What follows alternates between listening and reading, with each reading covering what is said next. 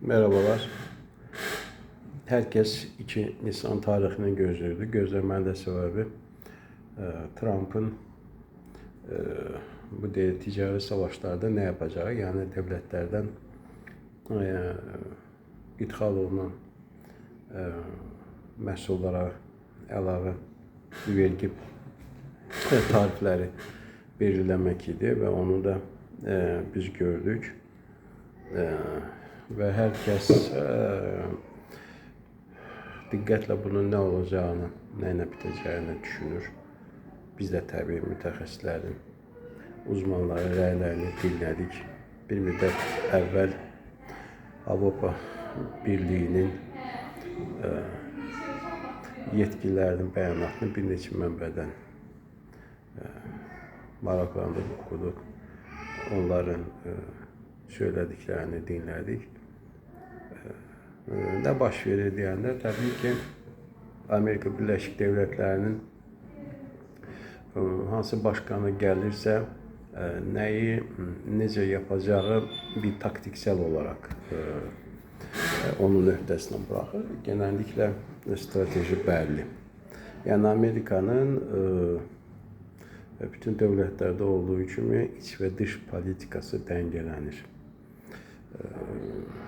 Amerika'nın böyük strateji politikasının ne olduğu belli. Hegemonluğu elde saxlamaq, dolların hakimiyyətini savunmaq,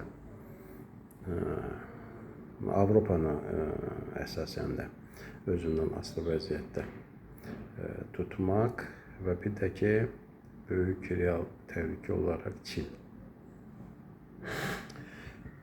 Burada baxsaq, bu siyahıda bu yeni vergi tariflərinin təqdim etdiyi Trump'ın siyasında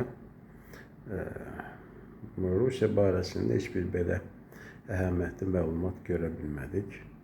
Bunu ağlımızın bir köşəsinə yazalım. Amma digər qismdə isə Avropa dövlətlərinin, xüsusilə çelik ithalında, bir də otomotiv sektorda, yəni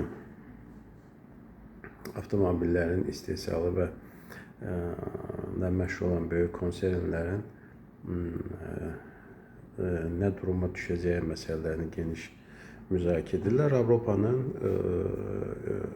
ilk bəyanatında belə ki, nə olursa olsun Trump'ın bu savaşına qarşı bütün Avropa dövlətləri birlikdə omuz omuza Amerika'ya qarşı savaşda öz maraqlarımızı savunacaq deyə biz çıxışlarını izlədik. Ama mesele biraz geniş. Ben sadece birkaç düşüncelerimi söyleyeyim. Trump ve onun etrafındaki danışmaların bunun neyle biteceğini, yani əks olarak diğer devletlerin de bu tariflere neyle cevap vereceği belli. Sadece bu belə deyək, çatışma ilə kəşfiyyat aparmaq kimi bir şeydir. Ne olacak? Sadece sonunda dış politikada ticari baxımdan heç kimi zərər görməməsi üçün dış politikada Avropa ve Amerika'nın yeni ittifakı belirlənəcək. Euro'nun dolara qarşı və yaxud da biz rezerv ehtiyat səbətində olan digər kurlarla, digər valutalarla doların bir dəngə politikasını ABD istəyir, bunu savunur. Bu barədə anlaşılacaq. Mütləq ki biz uzlaşmaya gələcəklər və bu uzlaşma sonunda bu zincirin zəif bəndini belirləyəcəklər. Bəlli. Yani söyledim ki 3. Dünya Savaşı'nda öncesinden ittifaklar belli olacak.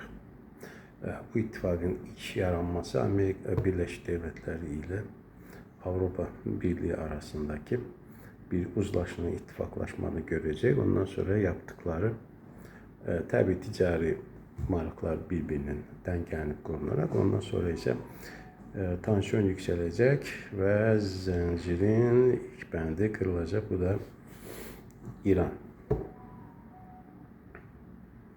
Hələlik durum şöyle görsənir.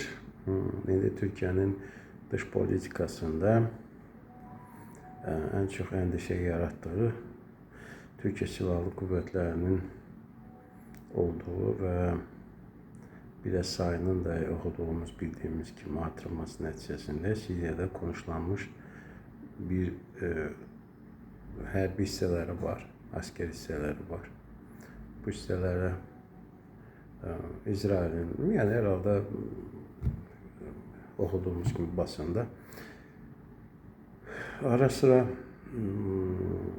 uçakların, İsrail uçaklarının bombardımanı falan kimi yazır. Tabii ki dəqiq məlumatı o qədər dəqiq bilə bilməyiz. Sonuca açıq basında nə varsa ondan, o məlumatdan kifayətlənmək zorundayıq.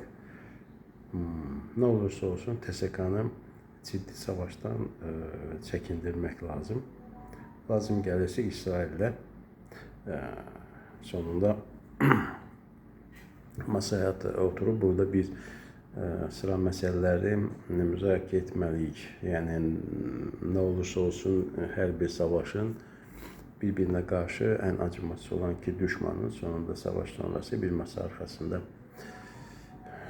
görüşmesi olur ve birbirlerine sıkışması olur. Dünyada başka bir süre senaryo beklemek doğru değil. Ona göre de bir İsrail konusunda da bence Türkiye'nin bir daha bir anlaşma gibi bir şeylere varması lazım.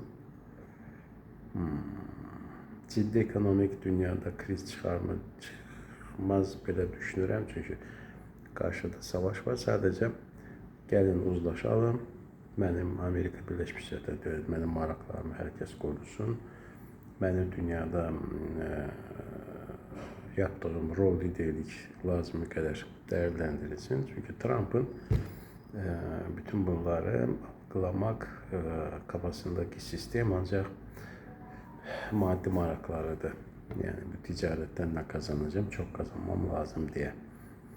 Tamam, yəqin ki bu yaxın dönemde bir uzlaşı görürük ve bu uzlaşıdan sonra artık